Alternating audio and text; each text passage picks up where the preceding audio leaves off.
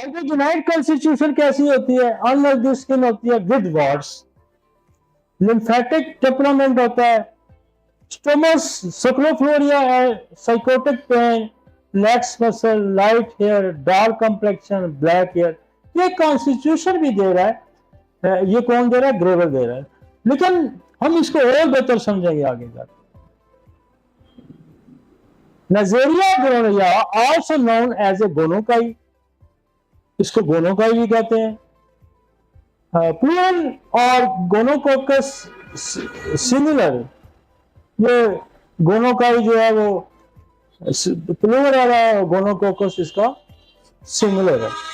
Of the 11 species of the Nigeria that colonize humans, only 2 are the pathogens.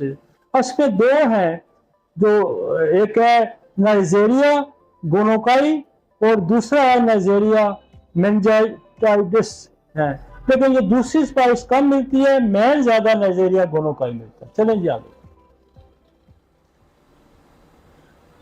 The Nigeria gonorrhea was first described by Albert Neisser in 1879। ये मैं पहले बता चुका हूँ कि पहले इसने इसको आइडेंटिफाई किया और इसके नाम से ही नाइजेरिया गोनोरिया रखा गया। आगे चलते हैं।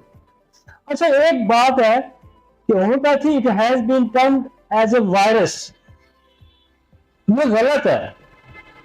और इसके लिए मैंने ब्रिटिश फार्माकोपिया को भी लिखा, मैंने इंडियन फार्माकोपिया भी लिखा कि this is not virus, this is bacteria. तो पहले जमाने में लोग, बोरक ने भी इसको वायरस लिखा हुआ है, लेकिन पहले जमाने में वो जरासीम को वायरस जरासीम के नाम से वो कॉमन नाम था। अब तो ये अलग-अलग आइडेंटिफाई हो गए हैं कि what is the bacteria, what is the virus, तो ये सारे अलग-अलग हो गए। तो ये बेसिकली आप कहीं इसका वायरस का लफ्ज पढ़ते हैं तो आप इसको करेक्ट कर लें, this is not virus, this is the bacteria.